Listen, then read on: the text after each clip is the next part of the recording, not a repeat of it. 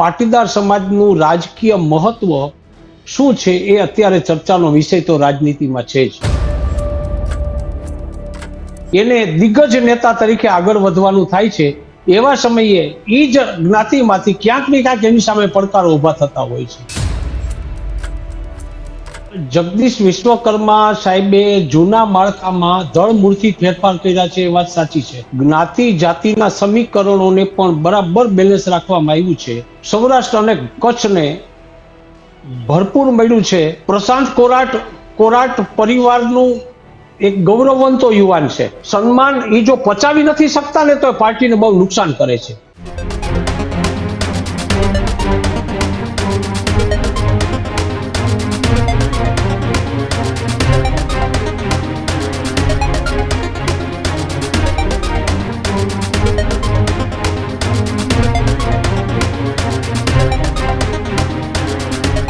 નમસ્કાર, અમારી વિશેષ રજૂઆત ગજનાદમાં હું કૃણાલ આપનું સ્વાગત કરું છું. આજે ગજનાદમાં ચર્ચા કરવી છે કે જે લાંબા સમય થયા એ ગુજરાત ભારતીય જનતા પાર્ટીના સંગઠનના ફેરફારની જે ચર્ચાઓ ચાલતી હતી એ ચર્ચાઓનો તો અંત આવ્યો, પણ જે રીતના એ નામ આવ્યા એ નામે સૌ કોઈને ચોંકાવી દીધા. એટલે આ જે સંગઠન છે એ સંગઠનાત્મક ફેરફાર છે કે પછી 2026ની એ સ્થાનિક સ્વરાજની ચૂંટણી પહેલાંના એ સ્પષ્ટ સંકેત છે.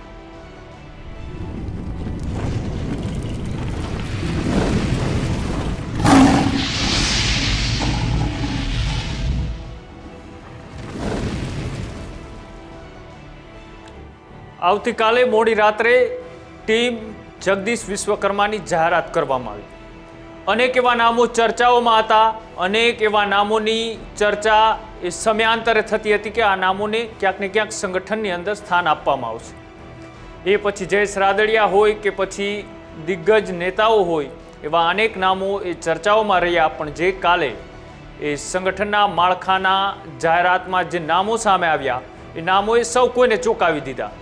સાવ રિસફલિંગ જેવી પરિસ્થિતિ જોવા મળી અને યુવા નેતાઓથી લઈ અને સાથે જ પીઢ અને અનુભવી નેતાઓને આની અંદર ખાસ સ્થાન આપવામાં આવ્યું. સાથે સાથે જાતિગત સમીકરણો પણ સેટ કરવામાં આવ્યા, વિસ્તારને પણ આમાં આવરી લેવામાં આવ્યા અને તમામની વચ્ચે હવે સવાલો અને ચર્ચાઓ શરૂ થઈ છે કે શું આ જે સંગઠનાત્મક ફેરફાર હતો કે પછી આવનારી ચૂંટણી પહેલાંનું એ આ ગ્રાઉન્ડ પ્લાનિંગ કરવા માટેની એક તૈયારીના ભાગરૂપે આ રીતનો મોટો ફેરફાર કરવામાં આવ્યો. આ જ મુદ્દે આજે ચર્ચા કરવી છે અને ચર્ચામાં આપણી સાથે વરિષ્ઠ રાજકીય વિશ્લેષક એ ધીરુભાઈ પુરોહિત જોડાયા છે. ધીરુભાઈ, પહેલાં તો ખૂબ ખૂબ સ્વાગત છે ન્યૂઝરૂમમાં. નમસ્તે કૃણાલભાઈ.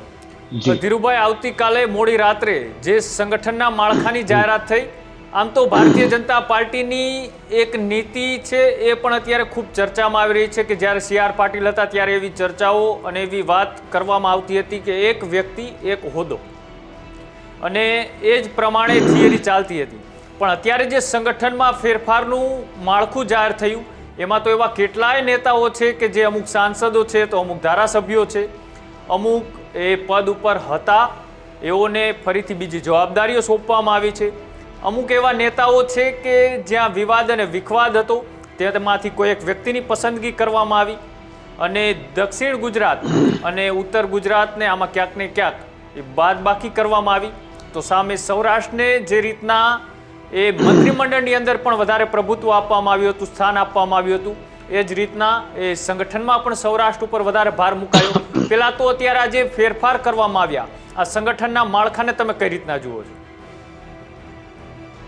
વેલ કૃણાલભાઈ, પહેલા તો ગઈકાલે મોડી રાતે સંગઠનના માળખામાં ફેરફાર થયા છે એ વાત જાણી. CR પાટીલ સાહેબ જ્યારે પ્રદેશ પ્રમુખ હતા અને અત્યારે જગદીશ વિશ્વકર્મા આવ્યા છે, આવી સ્થિતિમાં જગદીશ વિશ્વકર્મા સાહેબે જૂના માળખામાં ધળમૂળથી ફેરફાર કર્યા છે એ વાત સાચી છે. કેટલાક નવા યુવાન ચહેરાઓને લીધા છે, ક્યાંક કોઈક જગ્યાએ પીઠ માણસોને, ખાસ કરીને રાજકીય દ્રષ્ટિકોણથી જ્ઞાતિ જાતિના સમીકરણોને પણ બરાબર બેલેન્સ રાખવામાં આવ્યું છે. એ વાત પણ આમાં આ ફેરફારમાં દેખાઈ આવે છે. આપે જે વાત કરી એ પ્રમાણે ઉત્તર ગુજરાત અને દક્ષિણ ગુજરાત ને ક્યાંક મહત્વ ઓછું મળ્યું છે એવી વાત પણ ક્યાંક ચર્ચામાં છે. સૌરાષ્ટ્ર અને કચ્છને ભરપૂર મળ્યું છે એવું પણ દેખાય છે એના નામો ઉપરથી.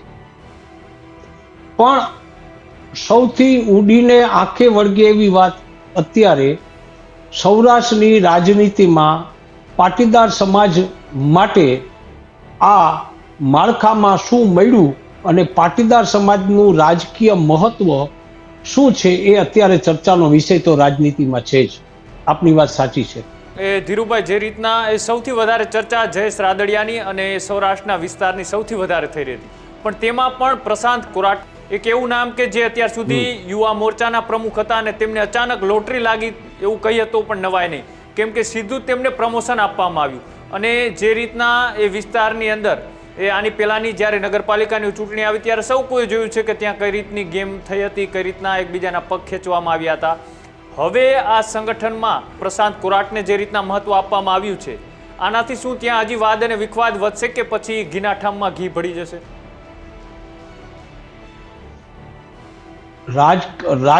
રાજનીતિમાં એક વાત ચોક્કસ કે કોઈ પણ એક વ્યક્તિનું એકદમ વધુ મહત્વ જ્યારે વધે છે ને કુણાલભાઈ, એવા સમયે ક્યાંક ને ક્યાંક એ વ્યક્તિને કાપવા માટે સામે પણ કોક ને કોક આવે છે. એ રાજનીતિનો વર્ષોનો નિયમ છે. તમે કેશુભાઈ પટેલના વખતથી અને કેશુભાઈ પહેલાની રાજનીતિ પણ અમે ખૂબ અનુભવી છે. વર્ષો જૂના પત્રકારત્વ પછી સૌરાષ્ટ્રમાં એક વાત મેં ખૂબ નોંધી છે કે ક્યાંક ને ક્યાંક કોઈ પણ જ્ઞાતિમાં જ્યારે કોઈ પણ એક નેતાનું વર્ચસ્વ અથવા તો એ નેતા છે એને દિગ્ગજ નેતા તરીકે આગળ વધવાનું થાય છે, એવા સમયે એ જ જ્ઞાતિમાંથી ક્યાંક ને ક્યાંક એની સામે પડકારો ઊભા થતા હોય છે.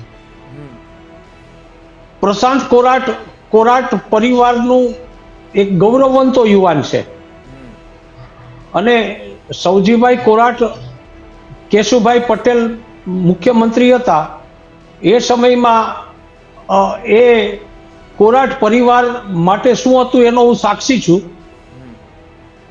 સૌજીભાઈ કોરાટ એક નિષ્ઠાવાન અને પ્રતિભાશાળી વ્યક્તિત્વ હતું અને એના ગયા પછી જસુબેન પણ એ વિસ્તારના એક મહિલા આગેવાન તરીકે એનું સારું સ્થાન હતું. હવે તમે જ્યારે જયેશ રાદડિયાની વાત કરો છો, મારે બહુ જવાબદારી સાથે કહેવું પડે છે કે જયેશ રાદડિયા પણ વિઠ્ઠલ રાદડિયા પરિવારમાંથી આવેલા એક ઉગતી પ્રતિભા નથી, પણ એક હવે તો કહીએ કે જેને પીઢું નેતૃત્વ, એક કસાલા યુવાન છે ને એવું હું માનું છું. જયેશ રાદડિયા એ એના પપ્પા વિઠ્ઠલ રાદડિયાની સાથે બરોબર પલટાઈને આ યુવાને ક્યાંક સૌરાષ્ટ્રમાં પોતાનું એક અલગ અસ્તિત્વ અને વ્યક્તિત્વ ઊભું કર્યું છે અને લેવા પટેલ સમાજમાં આ માણસનું આજે સ્થાન એક ગણના પાત્ર અને માનભર્યું તો છે, એ વાતને મારે સ્વીકારવી પડે. હવે તમે જે વાત કરો છો કે જયેશ રાદડિયાને એને કદ પ્રમાણે વેતરી નાખવામાં આવ્યા છે કે કેમ, આ વાત વિસાવદર ની ચૂંટણીના પરિણામ પછી ક્યાંક બહુ ચાલી છે અને એ વાત મને એવું લાગે છે કે ધીમે ધીમે રાજનીતિમાં અને ખાસ કરીને ભાજપમાં જયેશ રાદડિયાની ક્યાંક ઉપેક્ષા થઈ રહી હોય ને એવું લોકોમાંથી અને સોશિયલ મીડિયામાં ખૂબ ચાલે છે. એટલે એક સમયે જ્યારે વિઠ્ઠલભાઈ રાદડિયા એક દિગ્ગજ નેતા હતા, એ સમયે સૌજીભાઈ કોરાટનો એક રાજકીય આગેવાન અથવા તો યુવાન નેતા તરીકે ઉદ્ભવ થયો હતો. એ જ વાતનું ક્યાંક ફરીથી રિપીટેશન થતું હોય સૌરાષ્ટ્રના લેવા પટેલના રાજનીતિમાં, એવું મને દેખાય છે. જી ધીરુભાઈ, જે રીતના ભારતીય જનતા પાર્ટી અત્યાર સુધી એ થિયરી ઉપર કામ કરતી હતી કે યુવાઓને આગળ લઈ આવવા, સાથે જે પીઢ નેતા હોય તે પાછળથી તેમને પુશઅપ આપે, એટલે કે પીઢ નેતાઓએ પાછળથી એ રણનીતિ તૈયાર કરી, યુવાઓ ગ્રાઉન્ડ ઉપર જાય, એ ગ્રાઉન્ડ ઉપર જઈ અને ભારતીય જનતા પાર્ટીનો વોટ શેર છે એ ક્યાંક ને ક્યાંક મતદાન સુધી પહોંચાડવાનું એનું કામ હતું. પણ અત્યારનું જે સંગઠન જાહેર થયું, આ સંગઠનમાં તમે જુઓ કે એક વ્યક્તિ એક હોદ્દાનું આની અંદર ક્યાંય સ્થાન રહ્યું નથી. એ જે ફોર્મ્યુલા હતી અહીંયા ક્યાંય દેખાતી નથી. અહીંયા ફોર્મ્યુલા જે દેખાય છે યુવા અને સામે અનુભવી, એટલે કે યુવાઓને પણ સ્થાન આપવામાં આવ્યું તો પાછળ અનુભવીઓને પણ રાખવામાં આવ્યા. હવે આ જે સંગઠન છે, આ સંગઠન આવનારી ચૂંટણીમાં એ કેટલું કારગર સાબિત થાય, શું લાગે છે? સૌથી વધારે સૌરાષ્ટ્ર ઉપર ફોકસ મૂકવામાં આવ્યું છે. કૃણાલભાઈ, અત્યારની આપણે લોકશાહીમાં એવું કહેતા હોઈએ છીએ કે જ્ઞાતિ જીતીની રાજનીતિ લોકશાહીમાં બરાબર નથી, પણ આ દેશના અને ગુજરાતના કોઈ પણ પક્ષને જ્ઞાતિ જાતિની રાજનીતિ કર્યા વગર ચાલે એમ જ નથી. એ પણ એક વરવી વાસ્તવિકતા છે. હવે તમે જ્યારે સૌરાષ્ટ્રની રાજનીતિ વિશે મને સવાલ પૂછો છો ત્યારે મારે આપને સ્પષ્ટ એ વાત કહેવાની છે કે સૌરાષ્ટ્રમાં લેવા પટેલોની અને કડવા પટેલોને પાટી સમાજને રાજનીતિમાં એક નોંધપાત્ર પરિબળ તરીકે સ્વીકારીને દરેક રાજકીય પક્ષોએ ચાલવું પડશે એ વાત પાકી છે. અને અત્યારે જે રીતે પણ ભાજપનું પ્રદેશ માળખામાં જે જાહેરાત થઈ છે એમાં એ સ્પષ્ટ દેખાઈ આવે છે. તમે જોજો, લેવા પટેલ કડવા પટેલ સમાજને પૂરતું પ્રતિનિધિત્વ તો મળ્યું જ છે, પણ સાથે સાથે ઓબીસી સમાજ, ખાસ કરીને કોળી સમાજ અને આહિર સમાજના યુવાનોને અને એના નેતાઓને પણ સમાવેશ કરવામાં આવ્યો છે. અમારા જુનાગઢના સંસદ સભ્ય રાજેશભાઈ ચુડાસમાને પ્રદેશના ઉપપ્રમુખ તરીકે એની નિમણૂક કરવામાં આવી છે, જે કોળી સમાજના આશાસ્પદ નેતા છે અને છેલ્લા 2 ટર્મથી તેઓએ સંસદ સભ્ય તરીકે ખૂબ સારી રીતે જુનાગઢ જિલ્લામાં અને સૌરાષ્ટ્રની અંદર સૌરાષ્ટ્રમાં એની રાજનીતિને બેલેન્સ કરીને ચલાવી છે. પણ મારે કૃણાલભાઈ એક વાત કરવી છે, જ્યારે તમે રાજનીતિ કરતા હો અને રાજનીતિમાં સ્ટેજ ઉપર જઈને દરેક પક્ષના નેતાઓ સ્ટેજ ઉપરથી એવી વાત કરે કે જ્ઞાતિ જાતિ વગરનું નિષ્ઠા, પ્રતિષ્ઠા અને ગુણવત્તાવાળી રાજનીતિ અમે કરીએ છીએ. બિલકુલ. આવી સ્થિતિ વચ્ચે જ્યારે તમે એક તરફ નિષ્ઠા, એક તરફ પ્રતિષ્ઠા, એક તરફ આબરૂ, આ બધું કોઈ પ્રકારની વાતને જોયા વગર તમે ફક્ત ને ફક્ત એ જ્ઞાતિના રાજકારણમાં કોઈ નેતાની કેટલી વગ છે એના આધારે તમે જો રાજનીતિ કરો તો પછી ભાજપના અને કોંગ્રેસના મારી સિનિયર નેતાઓને એ પૂછવાનું થાય કે તમે જ્યારે એક કસાયના કાર્યકરની વાત કરશો, એક નિષ્ઠાપૂર્વક કામ કરનારા કાર્યકરની વાત કરશો તો એ કાર્યકરો જશે ક્યાં? જી. અને જે રીતના આ વખતે મહિલાઓ ઉપર પણ ખાસ ધ્યાન રાખવામાં આવ્યું. તમે જુઓ 6 જેટલી મહિલાઓને પણ આની અંદર સ્થાન આપવામાં આવ્યું છે. જે રીતના એ ધારાસભ્ય પછી સ્થાનિક સ્વરાજની ચૂંટણીઓ હોય એ રીતના હવે સંગઠનમાં પણ ક્યાંક ને ક્યાંક મહિલાઓનો દબદબો જોવા મળી રહ્યો છે. અને ખાસ કરીને એ દક્ષિણ ગુજરાત કે જ્યાં આદિવાસી રાજનીતિ અત્યારે ક્યાંક ને ક્યાંક ભારતીય જનતા પાર્ટીથી વિરુદ્ધ જઈ રહી છે. જે રીતના સૌરાષ્ટ્રમાં માહોલ છે તેનાથી વધારે દક્ષિણ ગુજરાતમાં છે. સૌ કોઈ જાણે છે ને ત્યાંને પણ એસસી એસટી અને ઓબીસી જે સમાજ છે એ ક્યાંક ને ક્યાંક કોંગ્રેસ અથવા તો આમ આદમી પાર્ટી બાજુ છે, તેને ફરીથી એ ભારતીય જનતા પાર્ટી બાજુ ખેંચવા માટેની આ રણનીતિ હોઈ શકે. ચોક્કસ હોઈ શકે. બિહારનું જે પરિણામ આવ્યું ને એના પછી ભાજપ અને એના સાથી પક્ષ જનતા દળે જે રીતે મહિલાઓને પોતાની તરફ આકર્ષવા માટે, મહિલાઓના મતોને પોતાની તરફેણમાં કરવા માટેની જે રાજનીતિ કરી હતી ને એ રાજનીતિ ત્યાં સફળ થઈ છે બિહારમાં. અને આપ જોઈ શકો છો કે બિહારમાં એના જે ચૂંટણી પરિણામો આવ્યા છે એ ચૂંટણી પરિણામોમાં બીજા પક્ષો કરતા મહિલાઓના સૌથી વધુ મતો ભાજપ અને જેડીયુને એટલે ભાજપને સૌથી વધુ મતો મળ્યા છે. મને એવું લાગે છે કે મહિલાઓ અને ઓબીસી માટેની રાજનીતિ હવે પછીની ભાજપની રાષ્ટ્રીય રાજનીતિ બની જશે. અચ્છા. અને એ વાતનો દ્રષ્ટિકોણ અત્યારે ગત રાત્રે ભાજપના જે સંગઠન માળખામાં ફેરફાર થયો છે ને, એમાં ઓબીસી અને મહિલા વ્યક્તિઓને, મહિલા યુવાનો, ઓબીસી બહેનો અને યુવાન બહેનોને જે સ્થાન મળ્યું છે ને, એના ઉપરથી મને લાગે છે કે હવે પછીના રાજકીય પક્ષો મહિલાઓ અને ઓબીસી વ્યક્તિઓને વધુ પોતાના રાજનીતિમાં સમાવશે એવું મને દેખાય છે. અને ખાસ કરીને ધીરુભાઈ, આવનારા દિવસોમાં હવે સ્થાનિક સ્વરાજની ચૂંટણીઓ ખૂબ નજીક છે અને ચૂંટણી પહેલા આ જે સંગઠન જાહેર થવું અને એ ચૂંટણી તેના માટે એક ટર્નિંગ પોઈન્ટ પણ રહેવાનો છે, કેમ કે એ ચૂંટણીના આધાર પછી એ વિધાનસભાની ચૂંટણીની રણનીતિઓ નક્કી થતી હોય છે. આ ચૂંટણીના પરિણામોની અસર એ વિધાનસભામાં ચોક્કસ જોવા મળતી હોય છે અને આ જે સ્થાનિક સ્વરાજની ચૂંટણીઓ આવી રહી છે તેમાં સૌથી મહત્વનું કામ કોઈ કરતું હોય તો સંગઠન કરતું હોય છે. એટલા માટે જે આની પહેલાંનું સંગઠન હતું અને ત્યારબાદ આજે એટલે કે ગઈકાલે મોડી રાતના જે સંગઠન જાહેર થયું, આ બંને સંગઠનને પહેલાં કઈ રીતના જુઓ છો? બંનેમાં ચહેરાઓ બદલાયા, પીઢ અમુક આવ્યા, અમુક સાઇડલાઇન થઈ ગયેલા ચહેરાઓને ફરીથી સક્રિય કરવા માટે પદ ઉપર લાવવામાં આવ્યા. હવે ભારતીય જનતા પાર્ટીમાં અનેક એવા નેતાઓ છે કે કોને ક્યાં સમાવવા ને એ ખૂબ ચિંતાનો વિષય પણ થઈ ચૂક્યો છે. એટલા માટે અત્યારના જેને રાખ્યા છે તો બીજા ઘણા નારાજ પણ થયા હશે. જે લોકોને હતા તેમને પદ ઉપરથી હટાવ્યા તે પણ નારાજ થયા છે. આ સમગ્ર વસ્તુને બેલેન્સ કરવી કેટલી મહત્વપૂર્ણ હોય છે અને ચૂંટણી સુધી એ તમામને પકડી રાખવા અને જે રીતના જૂનું સંગઠન અને હવે નવું સંગઠન, શું લાગે છે? કૃણાલભાઈ, તમારી એક વાત તો બહુ સાચી છે કે જૂના અને સાઇડલાઇનમાં ધકેલાયેલા નેતાઓને ફરીથી કાર્યરત કરવાનો એક પ્રયાસ તો થયો છે.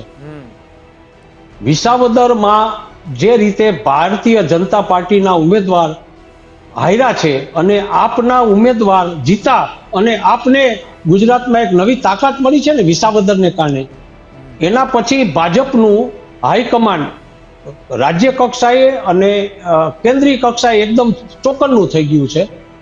અને જે રીતે પણ અત્યારે સંગઠનમાં જે ફેરફારો થયા છે ને, એ ફેરફારો એ વિસાવદરના પરિણામની અસર ચોખ્ખી દેખાય છે. તમે જે પ્રશ્ન પૂછ્યો છે ને એ વાત એકદમ સાચી છે, કારણ કે અત્યાર સુધી ભાજપની અંદર ક્યાંક ને ક્યાંક નવું લોહી, નવા નેતાઓ અને નવી વાત, યુવાનો, આ બધી વાતો ખૂબ ચાલતી હતી. પણ જે કસાયેલા, જે પીઢ, થોડાક જેને આપણે કહી શકીએ વફાદારી વાળા નેતાઓ, આવા નેતાઓ જે ને એનો અવાજ ઉપર કક્ષા સુધી પહોંચતો નહોતો.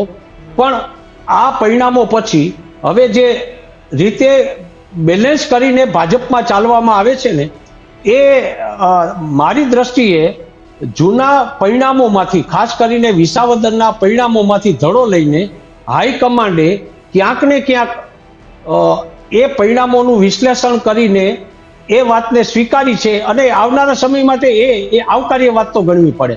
જી ધીરુભાઈ, બીજી વાત એ કે જે નવું સંગઠન છે, આ નવા સંગઠન સામે કેવા કેવા પડકારો રહેશે?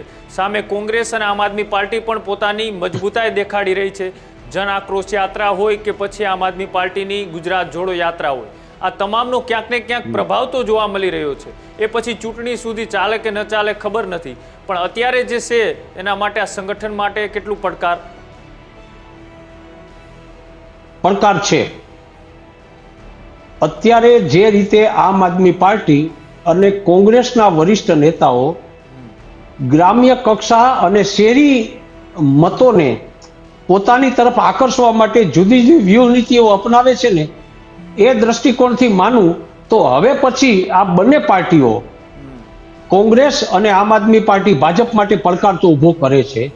અને હવે જ્યારે સ્થાનિક સ્વરાજ્યની ચૂંટણીઓ, ખાસ કરીને ગ્રામ પંચાયતો, તાલુકા પંચાયત અને જિલ્લા પંચાયત સહિતની ચૂંટણીઓ આવે છે ને, ત્યારે ગ્રામ પંચાયત એટલે કે ગ્રામ્ય કક્ષાએ ભાજપનું જે વર્ચસ્વ છે એ પ્રમાણમાં થોડું ઘટ્યું છે.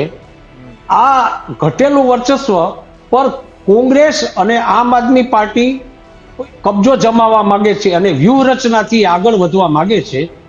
આ સ્થિતિમાં ભાજપે એનાથી સચેત થઈને જે રીતે સંગઠનમાં ઘણી બધી નવી બાબતોને સમાવી લીધી છે. એ બાબતો ક્યાંક ને ક્યાંક પડકાર હોય એવી વાત તો સાબિત કરે છે. પણ એ લોકો ચેતી તો ગયા છે, ભાજપનું હાઈકમાન્ડ ચેતીને તો ચાલે છે કે હવે પછીના દિવસો સરળ નથી, સહજ નથી. વિસાવદર પછી ગુજરાતના રાજકારણમાં ઘણા બધા ફેરફારો આવવાની શક્યતા દેખાય છે. જી, એટલે એના જ ભાગરૂપે ધીરુભાઈ એવું કર્યું હોઈ શકે કે એક વ્યક્તિ એક હોદ્દો છોડો, અનુભવ અને જેનામાં તાકાત હોય, પબ્લિકને જકડી રાખે, પબ્લિકને ભારતીય જનતા પાર્ટી સાથે જોડી શકે તેવાને સ્થાન આપો.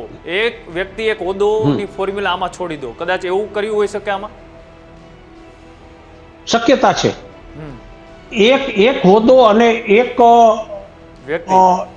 એક હોદ્દા સાથે એક વ્યક્તિ, એ વાત સારી છે અને સાચી પણ છે અને કરવી પણ જોઈએ. પણ સાથે સાથે એક હોદ્દો અને એક વ્યક્તિનું રાજકારણ કોઈ દિગ્ગજ નેતાને રાજનીતિમાંથી કદ પ્રમાણે વેતરવા માટે જો એ કામગીરીનો દુરુપયોગ કરવામાં આવે ને, તો એ વાત કોઈ પણ પાર્ટી માટે નુકસાન કરતા બનતી હોય છે. એક હોદ્દો અને એક વ્યક્તિત્વ, એ વાત દરેક લોકો માટે, દરેક પક્ષો માટે હોવી જોઈએ, ફક્ત ભાજપ માટે નહીં. પણ સાથે સાથે કેટલાક નેતાઓ, લેવા પટેલ સમાજના વાત કરું, કેશુભાઈ પટેલની વાત કરો, સૌજીભાઈ કોરાટની વાત કરો, વિઠ્ઠલભાઈ રાદડિયાની વાત કરો. આજે હું કુણાલભાઈ તમને કહું કે મેં જે 3 નેતાની વાત કરી, સૌરાષ્ટ્રમાં આ નેતાનો વિકલ્પ છે ખરો? એટલે ફક્ત એક હોદ્દો અને એક વ્યક્તિત્વની સાથે સાથે એ વ્યક્તિત્વનું સમાજમાં કેવું સ્થાન છે અને એની પ્રતિભાશાળી વ્યક્તિત્વની મતો ઉપર કેવી અસર કરે છે ને, એ વાત પણ રાજકીય પક્ષોએ વિચારવી તો જરૂરી છે. ધીરુભાઈ, ખાસ કરીને જે રીતના એ સંગઠનમાં જે ફેરફારો છે, એ ફેરફારો કોઈ પણ નવો પ્રમુખ આવતો હોય છે, પોતાની નવી ટીમ જ તૈયાર કરતું હોય છે. એ પછી કોઈ પણ હોય, ચાહે CR પાટીલ આવ્યા તો તે પણ પોતાની નવી ટીમ સાથે ગ્રાઉન્ડ ઉપર ઉતર્યા, હવે જગદીશ વિશ્વકર્મા આવ્યા, તે પોતાની નવી ટીમ સાથે ગ્રાઉન્ડ ઉપર ઉતર્યા. પણ શું આ લોકો એટલો દમખમ કે એટલો પાવર છે કે પોતે પોતાની રીતના એ કોઈ કામ કરી શકે અથવા તો પોતાની રણનીતિ નક્કી કરે, કે પછી આમાં પણ એ ઉપરની જે ફોર્મ્યુલા આવે છે ફોર્મ્યુલા ઉપર આગળ ચાલવું પડે? વેલ, બહુ સારો પ્રશ્ન છે કૃણાલભાઈ તમારો. અત્યારે જે રીતે હોદ્દેદારોનું લિસ્ટ જાહેર થયું છે ને, એમાં થોડાક પીઢ નેતાઓને બાદ કરતા યુવાન નેતાઓને જે રીતે સમાવવામાં આવ્યા છે ને, એ પરથી મને એવું લાગે છે કે આ યુવાન નેતાઓને રાજકારણમાં પલોટવામાં આવશે. એની તમે જોજો કે એક આખું એવી રીતે બેલેન્સ કર્યું છે. તમે એક વસ્તુ વિચારો કે અમારા જે રાજેશભાઈ ચુડાસમા આવ્યા છે, એ સૌરાષ્ટ્રના કોળી સમાજના યુવા નેતા કહેવાય. પણ તમે જુઓ કે એની ઉપર જગદીશ વિશ્વકર્માજી છે, જે ઓબીસી સમાજમાંથી આવતા પીઢ અને વર્ષોથી કસાયેલા નેતા છે. આ રીતે તમે બીજા બધા નેતાઓની વાત કરો, તમે ક્યાંક ને ક્યાંક થોડાક એવા નેતાઓને પસંદ કરવામાં આવ્યા છે કે જે રાજનીતિમાં પલોટાયેલા, નિષ્ઠાવાન અને કાર્યરત નેતાઓ છે. પણ ક્યાંક ને ક્યાંક પાર્ટીઓ ભૂલ ક્યાં કરે છે કૃણાલભાઈ, તમને કહું કે જે શહેરોમાં, ખાસ કરીને કોર્પોરેશનની અંદર ભારતીય જનતા પાર્ટીનું શાસન આવ્યા પછી એના જે પદાધિકારીઓની પસંદગી કરવામાં આવે છે ને, mayor, deputy mayor, standing chairman, શાસક પક્ષના નેતા, આ બધા જે નેતાઓની પસંદગીઓ થાય છે એ એકદમ યુવાન વયના હોય છે. અને યુવાન વયના નેતાઓને જે સગવડતાઓ મળે છે ને, સારી એસી કાર મળે, એસી ચેમ્બર મળે, એનો પીએ મળે, ઘણા બધા કર્મચારીઓ અને કમિશનર કક્ષાના આઈએસ અધિકારી, એની સાથે એને બેસવાનું મળે. આ કક્ષાએ એને જો સન્માન એ જો પચાવી નથી શકતા ને, તો પાર્ટીને બહુ નુકસાન કરે છે. આવી સ્થિતિમાં હું એવું માનું છું કે ભાજપને કોર્પોરેશનમાં સત્તા મળ્યા પછી કોર્પોરેશનમાં જે પદાધિકારીઓની નિમણૂક કરવામાં આવે છે ને, એ નિમણૂક કરવા માટે ક્યાંક એ પરિવારનું ક્યાંક એનો ભૂતકાળ, પછી એની નિષ્ઠા, એવું બધું જોવાની હવે જરૂર છે. હવે સમય પાક્યો છે, કારણ કે આવા નેતાઓના વર્તનને કારણે પાર્ટીને નુકસાન બહુ જાય છે. જી બીજું જી, ધીરુભાઈ જી. કે હંમેશા કોઈ પણ પાર્ટી એ સત્તા સુધી પહોંચતી હોય છે તો તેમાં માત્ર સરકાર નહીં, સરકાર અને સંગઠન આ બંને સાથે ચાલે ને ત્યારે જ એક સરકાર બનતી હોય છે. સરકાર અને સંગઠન એ બંને સાથે સાથે મળી અને જ્યારે ચૂંટણી લડતી હોય છે ત્યારે સંગઠનનું કામ એ ગ્રાઉન્ડ સંભાળવાનું હોય છે. તો જે સરકાર હોય છે સરકારનું કામ એ સરકારના અલગ અલગ યોજનાઓ અને લોકો સુધી કેમ વિકાસ પહોંચે તેની એક બ્લુપ્રિન્ટ તૈયાર કરવાનું હોય છે. હવે અત્યારે જે સરકાર અને સંગઠન બંને જાહેર થઈ ચૂક્યું છે અને બંને હવે સાથે મળીને ચાલે તો આવનારી ચૂંટણીઓની અંદર કેવા પ્રકારનું પરિણામ દેખાઈ રહ્યું છે? વેલ કૃણાલભાઈ, આજના ઇન્ટરવ્યુમાં સૌથી સારો સવાલ છે આ તમારો. મારે ભાજપની જ જો તમે વાત કરતા હો ને તો સંગઠન છે ને એનો સરકાર ઉપર કાબુ તો હોવો જોઈએ, વહીવટી તંત્ર ઉપર. પણ વહીવટી તંત્ર ઉપર વધુ પડતો કાબુ પણ વિકૃતિ નોતરે છે. એની વાત હું સ્પષ્ટ રીતે તમને કહેવા માંગુ છું. ગયા વખતેના શાસનના 5 વર્ષ અને સંગઠનના 5 વર્ષમાં ક્યાંક ભાજપની અંદર કેટલીક ચીજોમાં વધુ અતિરેક થયો ને એને કારણે કેટલાક અનિષ્ટ વાતો લોકોમાં ખૂબ ગઈ છે, અનિષ્ટ બનાવો બન્યા છે, ક્યાંક ને ક્યાંક ભ્રષ્ટાચાર વધ્યો છે અને ક્યાંક ને ક્યાંક સંકલન અને સત્તા વચ્ચે જે એક અસંતુલન થયું છે ને એને કારણે વિરોધ પક્ષ અને વિસાવદરમાં જે પરિણામ મળ્યું છે ને એ પરિણામ આ સરકાર અને સંગઠન વચ્ચે અસંતુલન થયું, સત્તા ઉપર સંગઠન હાવી થઈ ગયું ને એનું સીધું પરિણામ વિસાવદરની ચૂંટણીને મારે કહેવી પડશે. પણ વિશ્વકર્માજી આવ્યા પછી હું માનું છું કે એ પીઢ અને ઉતાવળિયા નેતા નથી. મને એવું લાગે છે કે ભાજપના ઉચ્ચ કક્ષાના હાઈકમાન્ડે ભાજપના આ પ્રદેશ પ્રમુખને ગત જે બાબતો હતી એમાં જે પ્રકારના અનિષ્ટો આવ્યા હતા અને ફરિયાદો વધી હતી એને કારણે એના જે જૂના કાર્યકરો, એના નિષ્ઠાવાન કાર્યકરો અને જે કાર્યકરોએ ભાજપને સત્તા ઉપર લાવવા માટે લોહી રેડ્યું હતું, હું એમ કહું તો ચાલે, એ લોકો જે ભાજપથી દૂર જતા હતા એને પાછા ભાજપમાં મૂળ સ્થાન પ્રાપ્ત કરાવવા માટે અથવા તો ભાજપમાં કાર્યરત કરાવવા માટે જે રીતે પણ સંગઠનનું માળખું બનાવ્યું છે એના ઉપરથી મને દેખાય છે કે સત્તા અને સંગઠન બેનું સરખું બેલેન્સ કરીને વિશ્વકર્મા ચાલશે અને એને કારણે ભાજપને ફાયદો થવાની શક્યતા દેખાય છે. બિલકુલ ધીરુભાઈ, તમે આટકતરી રીતના કીધું પણ હું સીધી રીતના કહી દઉં કે આની પહેલાના જ્યારે પ્રમુખ હતા ત્યારે એ સચિવાલયથી સરકાર નહીં પણ કમલમથી સરકાર ચાલતી હતી એવું પણ અમુક લોકો અને નેતાઓ કહેતા. કારણ કે કમલમ કરતાં વધારે એ જે લોકોનો ઘેરાવો હોય એ કોઈ પ્રદેશ પ્રમુખના ઘરે જોવા મળતો અથવા તો કમલમ કાર્યાલય જોવા મળતો. આ વાત યોગ્ય? રોનાભાઈ, મારે તમને એના કરતા થોડી વધુ વાત તમને કહું. વિસાવદરની અંદર અમે જ્યારે પત્રકારો એ ચૂંટણી પેટા ચૂંટણી ચાલતી હતી અને એ પેટા ચૂંટણીનું મૂલ્યાંકન કરવા માટે વિસાવદર ધારાસભા મત વિસ્તારમાં ફરતા હતા ને ત્યારે જૂના પત્રકારોના નાતે કેટલાક સંઘના અને ભાજપના જૂના કાર્યકરો ઘરે બેસી અને કોઈ પ્રકારનું કામ નથી કરતા એવું કાર્યકરો અમને કહેતા હતા. અને ક્યાંક ક્યાંક તો અમે એવું પણ અનુભવ્યું છે કે ભાજપના ઉમેદવારને હરાવવા માટે ભાજપના કેટલાક કસાયેલા જૂના નેતાઓ અને જૂના કાર્યકરો આમ આદમી પાર્ટીના ઉમેદવારને જીતાવવા માટે કાર્યરત હતા. આ હું જવાબદારીપૂર્વક કહું છું. જી બિલકુલ ધીરુભાઈ, આ સંગઠનમાં નવા ફેરફારો થયા છે અને આ સંગઠનના ફેરફારો ઉપર આપણે લાંબી ચર્ચાઓ કરી અને આ ચર્ચાઓમાં તમે વિસ્તૃત માહિતી આપી એ બદલ આપનો ખૂબ ખૂબ આભાર. અને હવે જે રીતના એ સંગઠનની જાહેરાત થઈ ચૂકી છે, સરકારમાં મંત્રીમંડળનું વિસ્તરણ થયું, ત્યારબાદ હવે સંગઠનના માળખાની પણ જાહેરાત થઈ ચૂકી. આ સંગઠન માળખાની જાહેરાત ટીમ જગદીશ વિશ્વકર્મા આ માત્ર એક નામ નથી, આ નામોની યાદી નથી, પણ આવનારા પડકારો, આવનારી લડાઈઓ લડવા માટેની એક સ્પષ્ટ રણનીતિની જાહેરાત ભારતીય જનતા પાર્ટીએ કરી દીધી છે. હવે જ્યારે નવું સંગઠન બનતું હોય છે ત્યારે નવા સંગઠનમાં નવા ચહેરાઓ જોવા મળતા હોય છે. આની પહેલાં પણ અનેક વખત અમે ચર્ચાઓ કરી છે કે યુવાઓને આગળ રાખવામાં આવશે, પાછળથી પીઢ અને અનુભવી નેતાઓ તેમની પાછળ એક રણનીતિ તૈયાર કરશે અને આ સંગઠન એ જ રીતનું તૈયાર કરવામાં આવ્યું. આ સંગઠનમાં જાતિગત સમીકરણો સેટ કરવામાં આવ્યા, વિસ્તારોને પણ આવરી લેવામાં આવ્યા. જ્યાં ભારતીય જનતા પાર્ટીને લાગ્યું કે ત્યાં વધારે મહેનતની જરૂર છે ત્યાં વધારે નેતાઓને જવાબદારી સોંપી.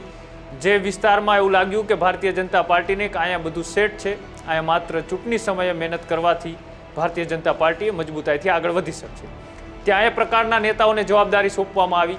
પણ સૌથી ટર્નિંગ પોઈન્ટ અને કેન્દ્ર ઉપર કોઈ હોય તો એ સૌરાષ્ટ્ર. મંત્રીમંડળમાં પણ સૌરાષ્ટ્રના 9 જેટલા મંત્રીઓને સ્થાન આપવામાં આવ્યું. અને જ્યારે અત્યારે સંગઠનના માળખામાં નવી રચના કરવામાં આવી છે તેમાં પણ 3 જેટલા મહામંત્રીઓના પદ ઉપર સૌરાષ્ટ્રમાંથી યુવાઓને સ્થાન આપવામાં આવ્યું.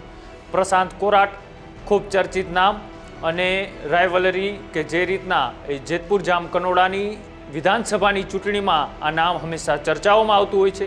ક્યારેક ચૂંટણી લડવામાં તો ક્યારેક બંધ બારણે કે પાછળા બારણે કોઈને ચૂંટણી હરાવવામાં, તો ક્યારેક ચૂંટણીમાં કોકની ફેવર કરવામાં, તો ક્યારેક ચૂંટણીમાં કોકને પછાડી દેવામાં.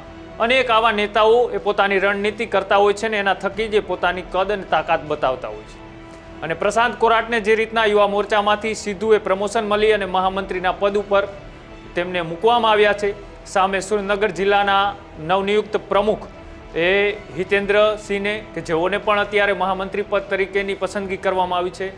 આવા અનેક નેતાઓ કે જે યુવાઓ છે તેમને સ્થાન આપવામાં આવ્યું. પીઢ છે તેમને પણ સ્થાન આપવામાં આવ્યું. ભારતીય જનતા પાર્ટીથી નારાજ હતા તેઓને ક્યાંક ને ક્યાંક ફરીથી સક્રિય કરવા માટે તેઓને પણ આમાં સ્થાન આપવામાં આવ્યું. આ તમામ વસ્તુઓનું એક માળખું એ હવે તૈયાર થઈ ચૂક્યું છે. પહેલાં તો તમે આ માળખાને કઈ રીતના જુઓ છો એ કોમેન્ટ બોક્સમાં અચૂક જણાવજો. અને આવનારી ચૂંટણીઓમાં ભારતીય જનતા પાર્ટીનું આ નવું માળખું એ કેટલું મજબૂત અને સક્રિય સાબિત થશે એ પણ જાણતા હોય તો કોમેન્ટ બોક્સમાં જણાવજો. જોતા રહેજો ન્યૂઝરૂમ. નમસ્કાર.